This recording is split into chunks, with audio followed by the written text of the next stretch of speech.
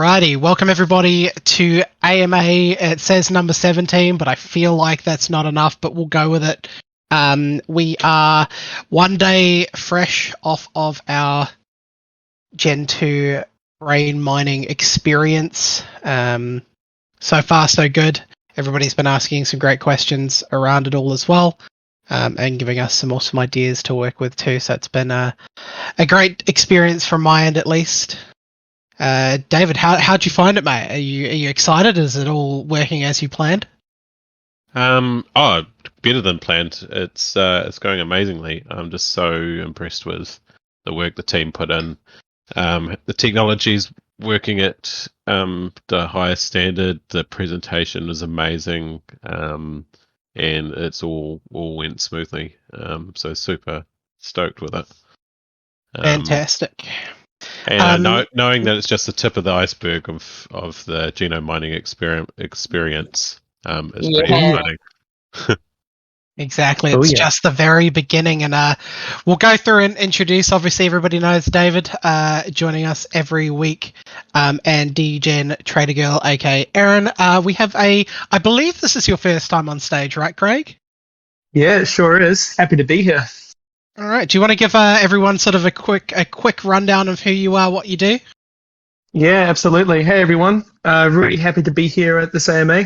My name's Craig, as you can see, and I am the head of product for ASM. So my responsibilities, along with obviously our wonderful team, is to come up with, discover, design, and then deliver on some amazing experiences for you all across the protocol, the platform, and everything else. So really excited to have genome mining out the door. And like David was saying, it is just the tip of the iceberg. Super excited. Fantastic. Thanks a lot, Craig. And for everybody in the audience, feel free to pop your hands up straight away. I don't believe I'm doing a split in questions this time, so it's anything goes today. Obviously, genome mining fresh off the press, so I'm sure we'll be getting a lot of those questions. Does anybody have anything they want to go over before we sort of kick off straight into question time? Yeah, obviously we've got a lot going on across the ecosystem at the moment. Some really exciting things coming up. Big announcement last night around the Fluff partnerships. And I noticed a lot of chatter going on about that in the Discords. As per usual, we're always here, happy to help with answers to questions that anybody might have. Just a little bit of an overview. It's really important for the open metaverse that we're building and working towards is to build bridges, not create islands. Islands create centralization, and the wider reach we can have for the technology we're building, the better. And this is an important step in increasing that reach. Yeah, exactly. Wanting to sort of connect the whole, I guess, open metaverse together, right? Rather than splitting it up and keeping people out. You want to bring them all in and work together and make sure everything is interoperable between every community. Because that's the only way it makes sense. Yep. Awesome. Cool. I wonder if we've got any questions. So far, I think we've got a bit of a shyer audience today. I actually had something coming up in the Discord quite a lot, though, that you might be able to shed some light on. And that's the difference between the LP tokens as well as the Uniswap LP tokens and what their different uses are and how you actually get them. It comes up quite a lot, and there seems to be a little bit of confusion around what LP tokens are and how they actually work. Yeah, so we have the LP tokens from the Liquidity Bootstrap auction event, and those are currently locked up in the LBA. They will be automatically generating Asto energy from yesterday, and we'll have the ability to see that up on the dashboard shortly. So you can see the accumulation of Asto energy on those tokens. We've made the contract gasless, so you don't have to go and unstake and then restake again. they just automatically start accumulating Asto energy from day one. We've also got a streak multiplier on those, and we'll be applying streak multipliers to to any LP tokens going forward as well. That's currently being built out and should be available shortly. Fantastic. That gives a bit of clarity around it. I believe I think that's the most common question we've had around genome mining is really the LP token of basically you don't have to do anything.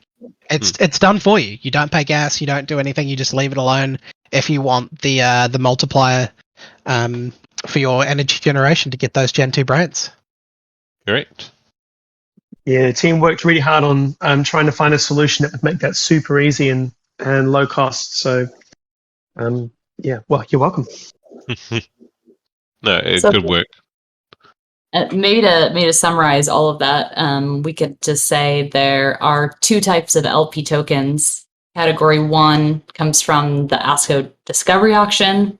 Those are automatically staked and are already earning you ASTO energy. Very importantly, if they are withdrawn from when they unlock, if they're withdrawn, you will lose all accumulated ASTO energy before the production cycle is complete. So the 60-day cycle. Then the other side we have is LP tokens that come just from providing liquidity on either side, ASTO or USDC, directly via Uniswap, so not in the ASTO Discovery Auction. And those tokens will also be able to participate in genome mining and will also have multipliers and more details coming very soon on that. We'll have our first guest on the stage. Herman, welcome to the stage. Hey fam, can you hear me? We can indeed. Amazing. Well, anyway, congrats. I'm sure it affects in a good way the partnership with what Fluffworld announced yesterday. So that's awesome. A little question, actually, to go back with what you leaked, David. The superheroine arena. Can you talk to us a little bit about that and how that does that impact? How does that affect the current superhero characters? If you can speak to us a bit about that. Good question. So we need to have a variety of arenas, and as you know, we're building out arenas for all the bosses specifically. But there will be other kinds of arenas that are tied to families and factions and other pieces of lore and parts in the ecosystem.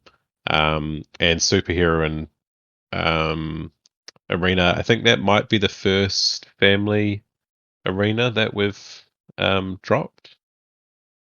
As far as the mechanics go around that's to be announced closer to the game being available. Okay, so it will have some form of impact to every superhero character, I guess, if it's part of the family. That's a relatively good guess. Okay, great. That's all I needed to know. And last question, I think I asked 2 months ago about some videos and stuff to be leaked for thingies in terms of their progress. I'm wondering if there's an update on that. Yeah, I did drop a little bit of a sneak peek into Settle World a little while ago around some of the generative art that the thingies had been creating. That the AI has been creating. We gave it the task of imagining a dystopian future, and it created these what do you call sort of 2.5D cityscapes of a dystopian future, which is super interesting. Cool. Sweet. I must have missed that. I'll go and have a look. Yeah, That's great. somebody might be able to dig that up. No, awesome. Okay, sweet. Thanks, fam. That's all. All good. Thank you. Awesome. Thanks very much, Herman. Tybo, welcome to the stage. Hey, like it's been a pretty crazy 24 hours for I think everyone in the Futureverse ecosystem. Mm. David, would you maybe if we can have time to quickly talk about the elephant in the room with the Ripple, um, maybe summarize and address some points relating to what exactly this partnership is and how it affects the root network, and maybe like get people a quick understanding on your thoughts in voice, because I know you've been doing it in text chat, but I just think maybe the community might like to hear what you have to say on the topic, if that's okay. I don't know if it's appropriate now or not. Yeah. So just a little bit of an overview on that. The root network is substrate based with custom runtimes and EVM compatibility. It's also designed as a multi-token economy where you can bring your own token for gas payments. This is really important because the user experience for the mass market, we can't have people trying to figure out what network they're transacting on, figure out what the token they need to transact on that network, be buying a whole bunch of tokens to transact on a whole bunch of different networks, and then be exposed to all those DeFi mechanics that they have to learn about and study in order just to operate in the open metaverse. So having a BYO token for gas payments is actually quite important to in the path to mass market adoption.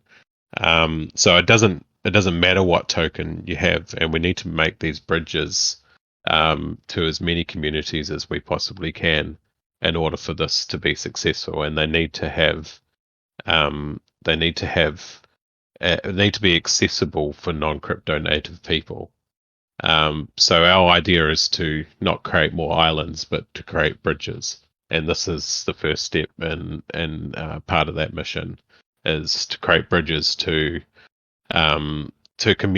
massive communities with lots of liquidity and lots of users, and extend the technology that we're creating to them. We can't kind of just keep it to ourselves and put it on an island that's inaccessible. We have to try and extend the Futureverse stack to as many networks and communities as we possibly can. So it's not about having other partners come in and control what we're doing. It's about extending what we're doing to as many partners as possible. Great response. I think that a lot of people, still haven't properly read the white paper, and I think there's a lot of misunderstanding with the actual relationship. Because I think the wording when I read it, it sounded like that we were building the root network on the XRP ledger, not building and integrating it with the root network. And I think that those two different distinctions can really separate, because the security of the network still uses mycelium as the validator. It almost sounds like you're separating all the different infrastructure layers of payments, Silo for communication, mycelium for security. It just seems like it's going to allow the scalability and mainstream adoption to happen when you have all these different key components that are somewhat separate, but also interoperable and interlinked. Is that a correct assumption to make? Yeah, that's right. Which is super important for the open metaverse to be successful. I think if we started on, I know it's not possible to do this on Bitcoin, but if we started on Bitcoin and we decided to be interoperable with Ethereum, we would have a whole bunch of Bitcoin maxis very upset about that fact. And it's going to be it's always going to be that way, no matter who we chose to partner with first, to bridge to first. There's people who like certain networks for certain reasons, but we still need to be interoperable. That's important. One of the questions I wanted to ask you yesterday, but now I get the chance. We have like this really exciting gaming ecosystem coming out with so many cool things that I imagine in my head that could be used for the ASM brains. But what, because I know you guys talk about how said you can build the best like code in the world, but if you don't have people using it, it's just basically useless, right? Yep.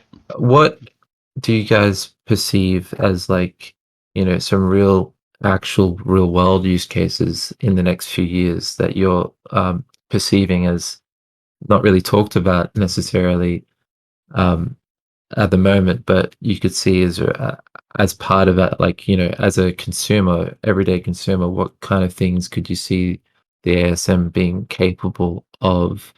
And I think for me, it's like, what are the technical limitations, and will these limitations evolve and change, or are we set with a certain rule set from the beginning, and we're limited to a certain amount of use cases from now and forever? I guess I'm wanting to understand how evolved and in I guess intense and interesting can this tech get, and what do you Yeah. see? Really good question. So the intention from the beginning is not to lock ourselves into a single use case. I think most of the projects in the AI space out there at the moment are focusing on just a single use case, usually a chatbot, and one type of AI. Alter State Machine is, as you guys know, is actually a platform and a protocol for AI. It's not just a single use case.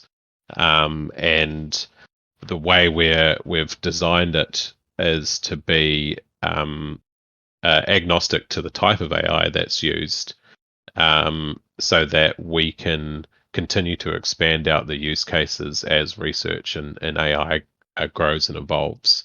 The idea is to decentralize and democratize access to AI, whatever type of AI that is, whether it's an NLP, big deep learning model, individual specialized AI like small reinforcement models that you can compose together, or things like GANs. Whatever the type of AI that you're using, as long as we're decentralizing, democratizing it, and allowing ownership over it by the people who are contributing to it, we can build any kind of use case off the back of that. I expect there to be a lot of gaming focused use cases and metaverse focused use cases. A lot of things like Aether and Atom and Fluff World use cases. Initially, we've got some pretty big ones in the pipeline. Obviously, the next Legends boxing games, but also once the composable tools are available, seeing these things pop up in metaverse spaces like Decentraland and Wilder World and those sorts of things, as the platform gets built out and utilization increases. Yeah, no, cool. It seems really exciting. The depth of, if it is composable and upgradable, it just means that we could eventually like Elon Musk talks about the way to tackle AI is to merge with it. So I'm wondering like how much of I'm not saying we're going to merge with an ASM brain, but how interlinked we might be getting in the future, and owning it is almost like a really cool part of the puzzle that I think I never really thought about when it came to AI. Because when you think about, you owning AI is like, maybe you have end up having a weird relationship with it, if that makes sense. It's like because when we talk about sentience and the idea of how deep can the AI get? It's just it's just a fascinating topic, and really interested to see how this all unravels over the next few years. Thank you for your answer, and I'll be stepping down now. All good. Thank you for your questions. Is Tybo. It looks like we lost our last guest, so I will invite another onto the stage. There was a question in the chat that we can go over as well from a Kicking Bull. Not feeling like jumping up on the stage today, which is essentially boils down to how can an individual gain ASTO. Obviously, we have, we already have the brain claim, which still has like 1,500 brains to claim. We'll have the All-Star claim, as well as there will obviously be ways to gain ASTO and AFRA. I was wondering, David, if you wanted to go over sort of how you can gain ASTO or anything around that we're ready to sort of talk about. Yeah, I mean, so the obvious ones are the claims and sort of airdrops. Mhm. There's the staking opportunities like the LBA, where ASTO rewards have been divvied out.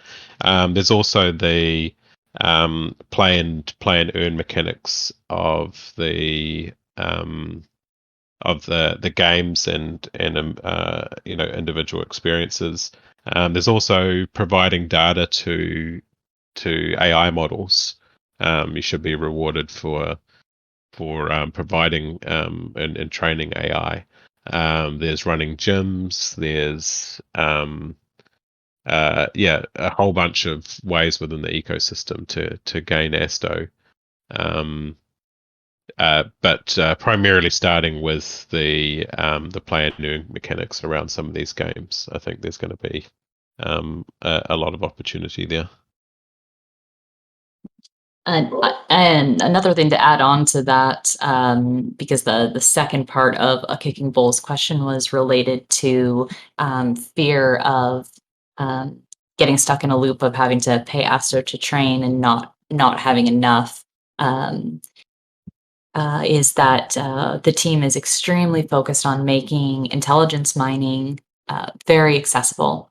So the price point of how much ASTO or what will be required will be quite low. We want it to be such that that it is not a paywall to participating in these games. Yeah, exactly. I think there's always that concern around the whole gacha game mechanic where you can only play if you have thousands of dollars, which is obviously not what ASM wants as a whole, which is a good thing to tick on, Aaron. King Trippy, welcome to the stage. Hey guys, can you hear me? We can Yes. indeed. I had a quick question about Silo, and just more so the timeline around that in terms of node operations, and really if there's any more education stuff around how to think about either in terms of seeker quantities that we may have, or I guess the amount of the asset that we would need to host specific nodes, or any rule of thumbs around, I guess, position sizing in preparation for that would be helpful. Yeah, so this is probably a much better question for over on the Silo and Seekers Discord. But I know that some node infrastructure, sort of early alpha stuff is available at the moment. And Sorry, I realize that's off topic, so apologize. I put you on the spot there with that.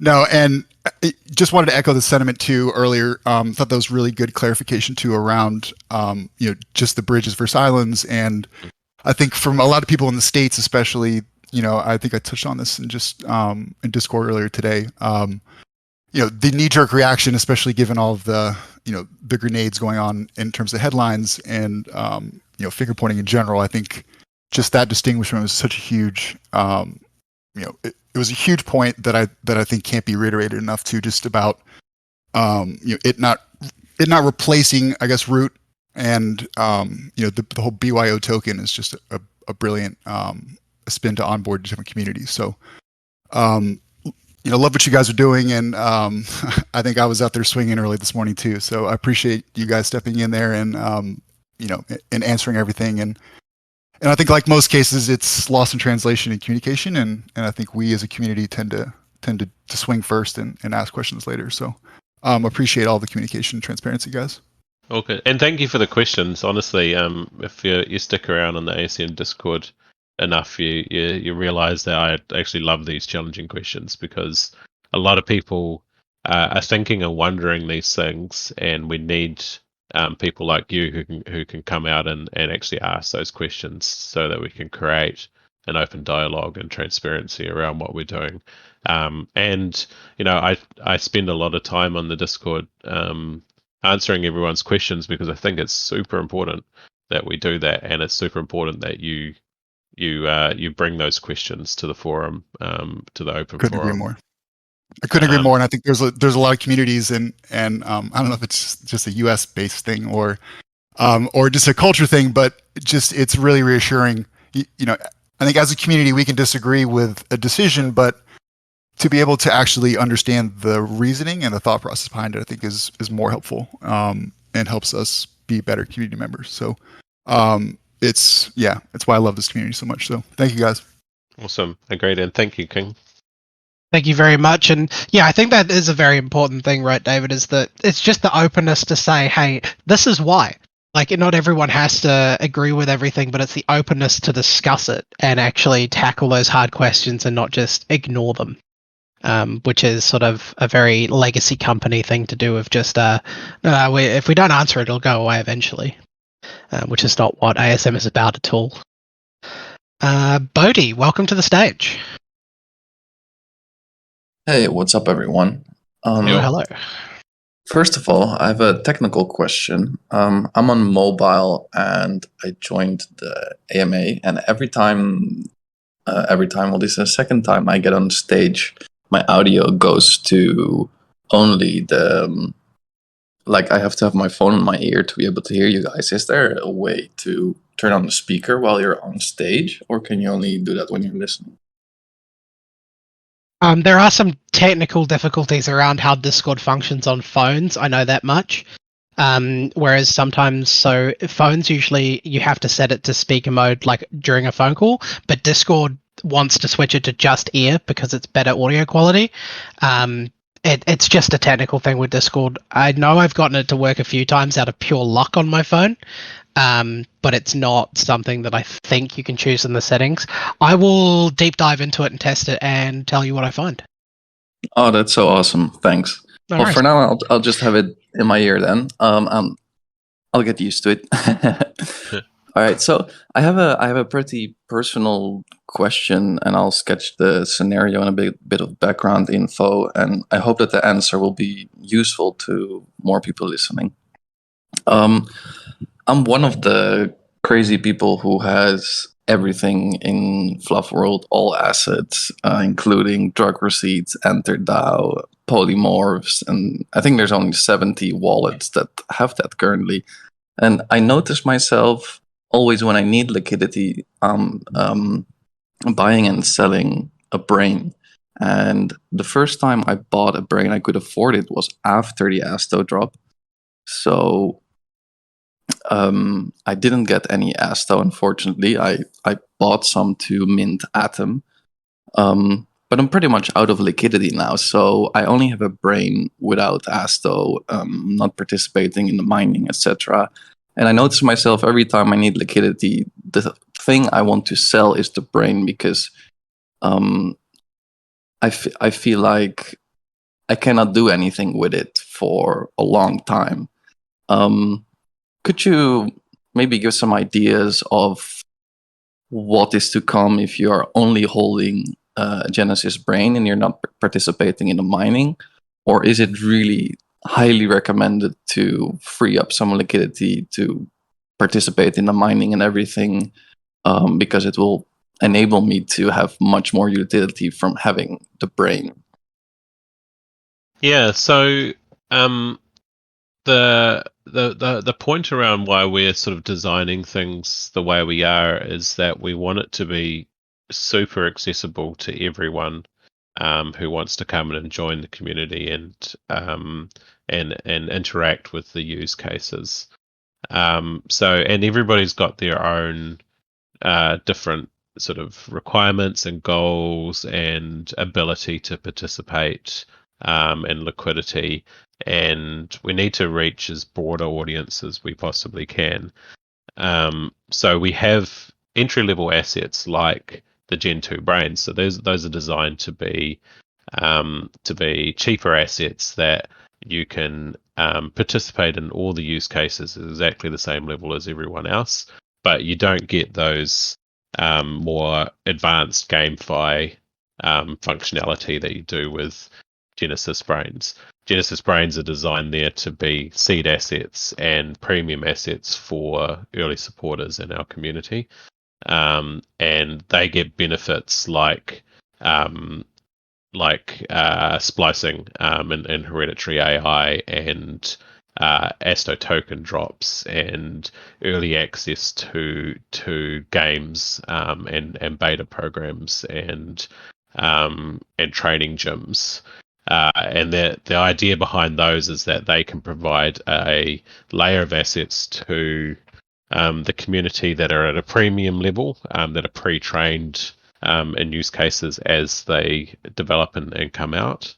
And when a new game is released, it can be released alongside a whole bunch of assets that already know how to play the game for people who want to just jump straight in and pay a premium for doing it to the Genesis asset holders who created those pre-trained brains, and create a little economy around the Genesis assets themselves. But if you just want to participate and you don't want to get involved in the sort of the more advanced GameFi mechanics of Volta State Machine, then you can just use Gen 2 brains.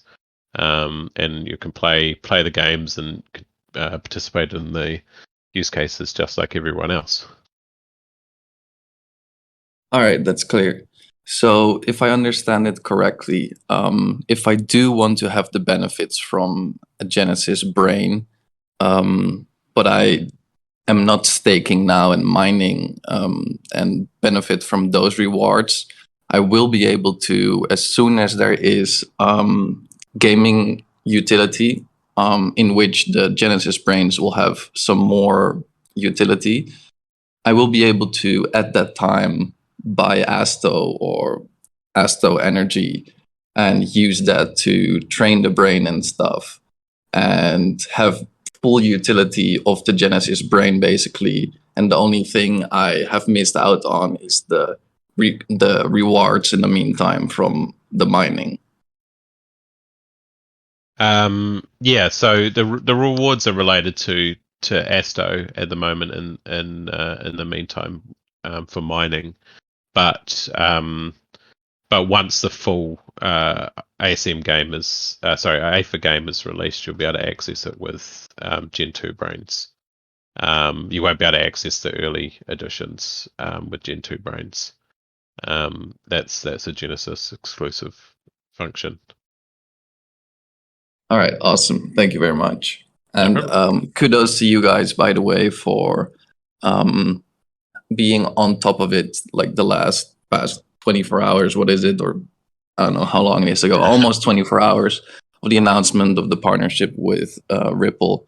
Because I've seen you and Brooke and Alex have been tirelessly answering questions and have been providing explanations and information for people to be able to make a clear assessment of what is happening. And I think that's very, very valuable. And there's no Web2 company or any organization of your size and with your ambition where we can experience that hands-on treatment, basically. I feel really privileged to be a part of it. And I'm really grateful for you guys. Thank you so much. I really appreciate that. All right, I'm out. That was it for me. Take care, guys. Thank you. Thank you. Great questions as well, just to get a sort of deeper dive into what Genesis brains will have access to in the future.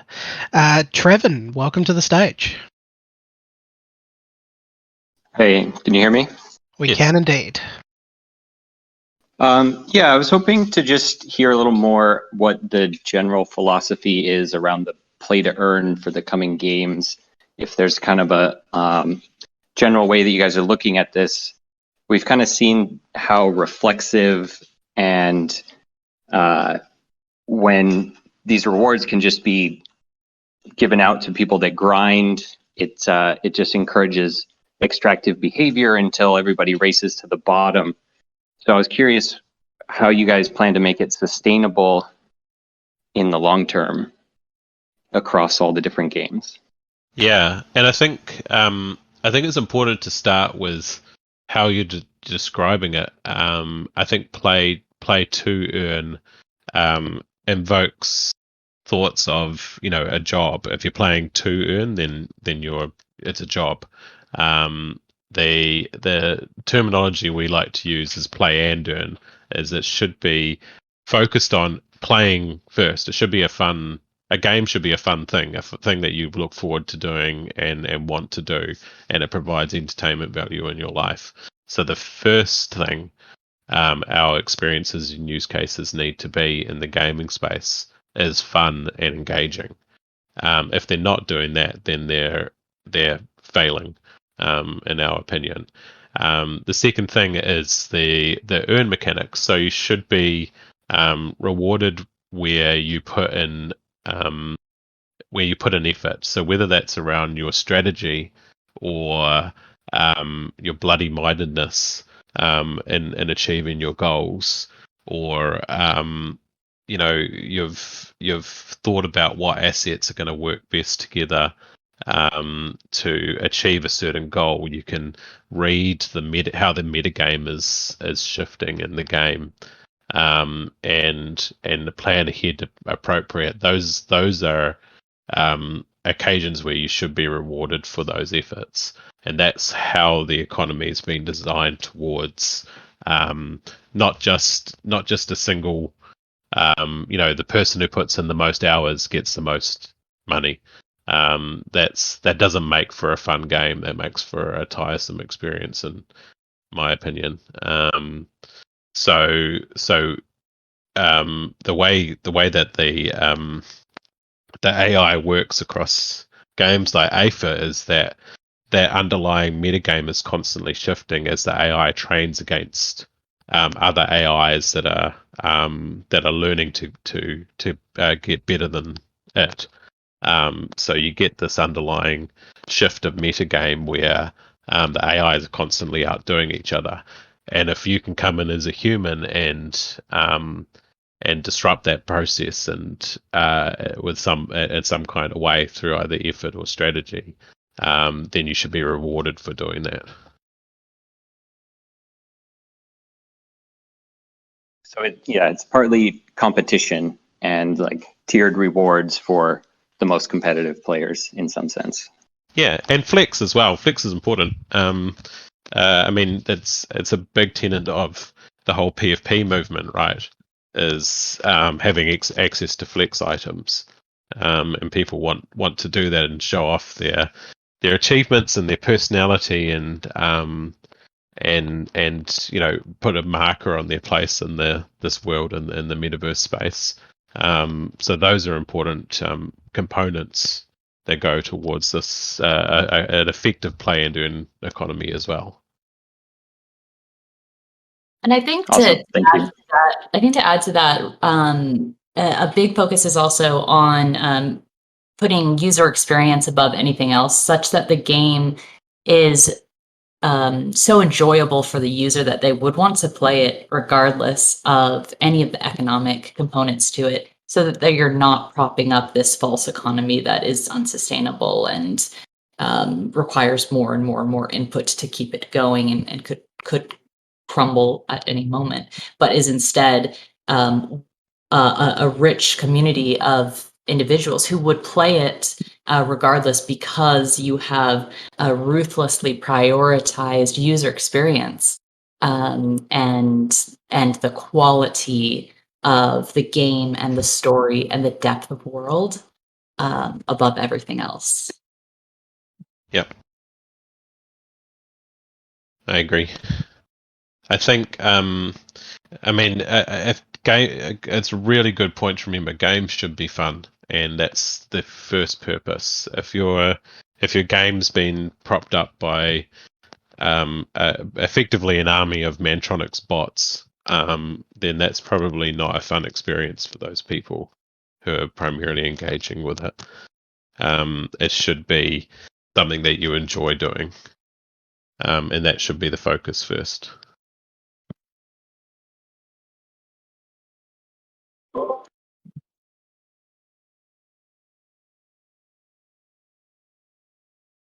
That was all. Thank you. Cool. Thank you very much. Thanks. Great question. Awesome. Yeah. Thank you very much, Trevin, for your questions. It looks like we've got mostly text questions coming in today. I've got a couple that are there that I can pose to the team. It feels like I'm the alpha hunter now, so I'll just go with it. The main one that we're getting now after the Genome Mining event has started is when is the All-Star claim and when can they breed? So I'm not going to give you a date on the All-Star claim, but it's going to be before the AFA game is out. And the breeding's going to also be important. So I think Professor Jenny Brian is playing around with some machines and devices out there at the moment that might be important for making new All-Stars.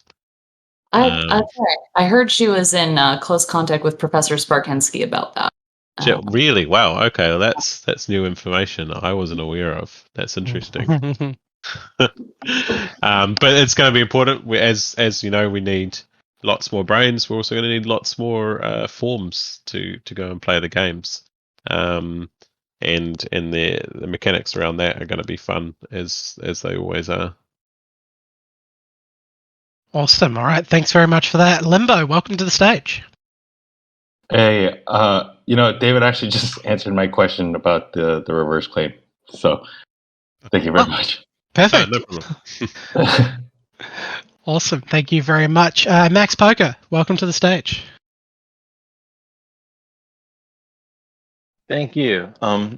My question is about when the beta of the game starts, can we expect reward payments and other types of items to run on the root network? Good question. I think we want to integrate with the root network as soon as possible. We've been designing everything to be Ethereum at the moment, but as you know, the root network is EVM compatible. So depending on how things line up technically, there's a very good chance that root network integration should be there from day one. But we're not slowing down the release of APA for the root network. Would gas be viable if, let's say, beta started and the root network wasn't quite there yet in terms of being ready for payments?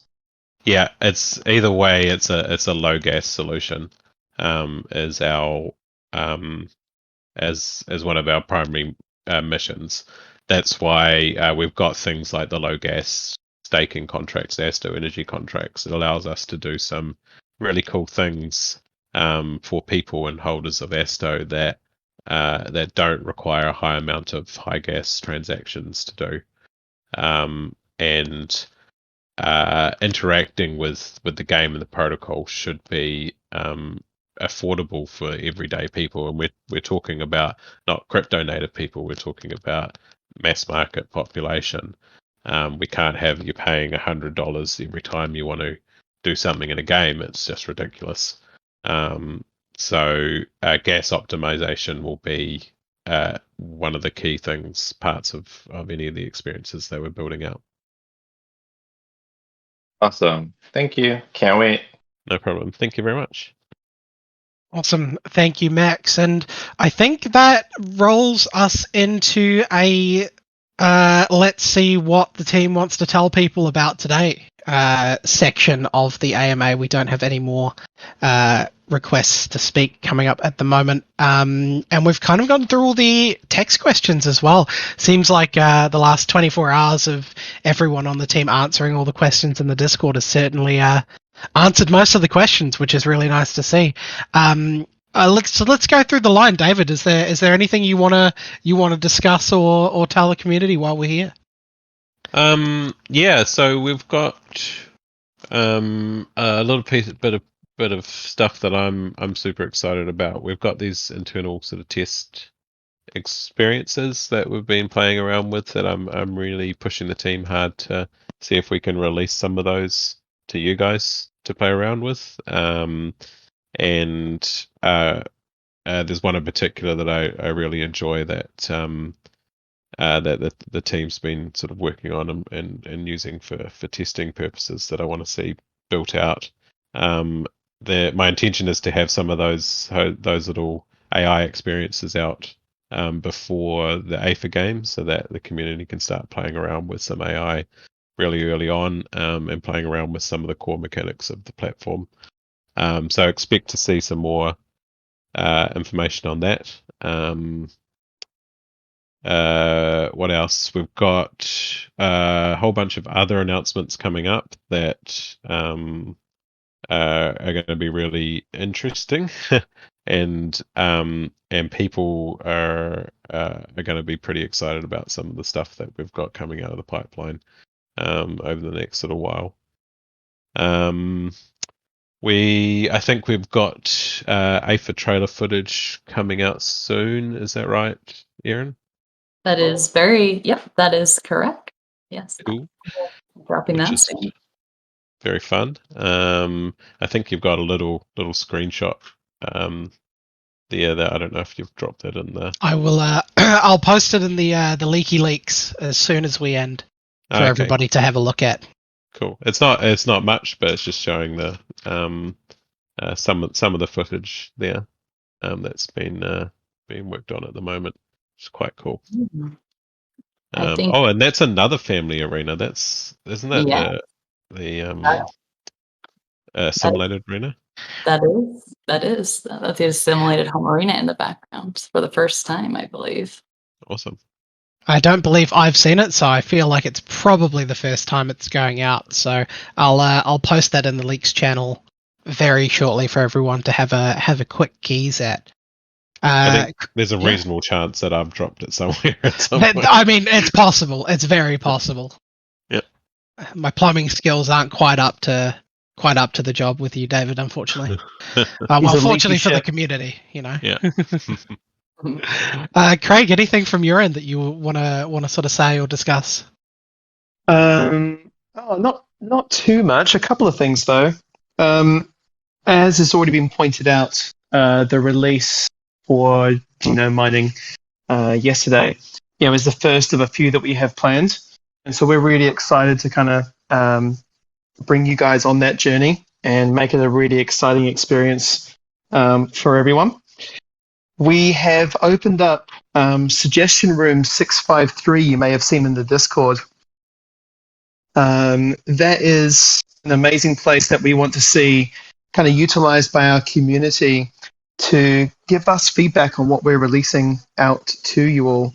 We are a community-first organization, and what we're building is for the protocol. So we really want to hear that constructive feedback. We'll be keeping an eye on it. I'll be lurking around in there, talking to anyone that wants to have a chat around experiences they've had with the platform, any suggestions that they have around what they want to see, how it might make their lives better. So just keep that in mind. Suggestion Room 653.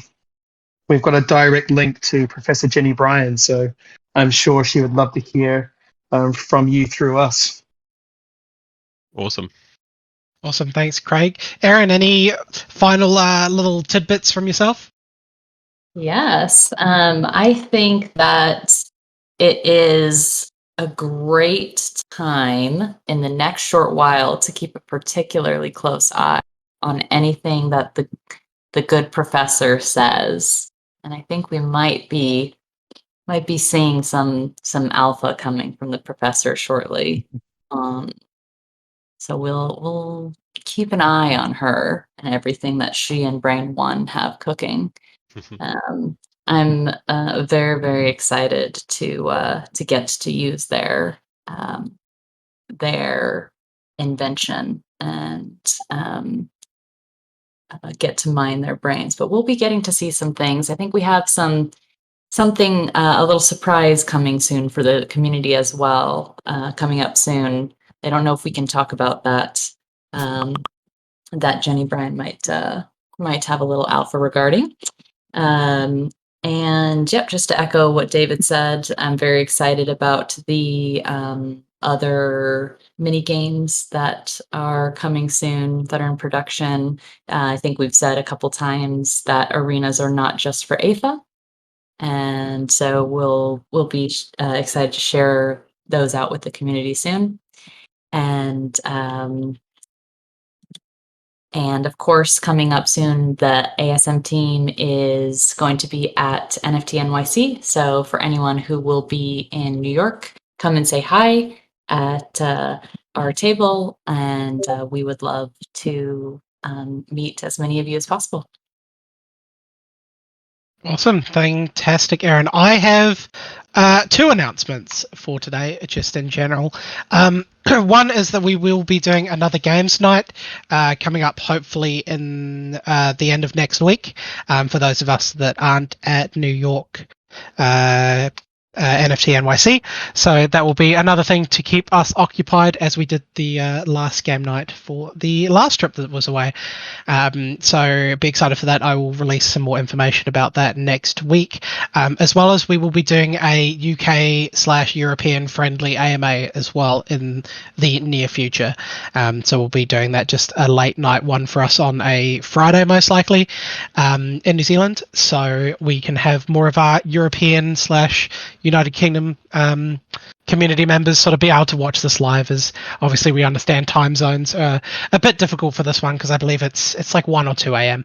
On that side of the world, so it's not exactly the friendliest time to listen to these. So be looking forward to that for all those people that listen to this recording, and know that you'll be getting your own special AMA coming up soon.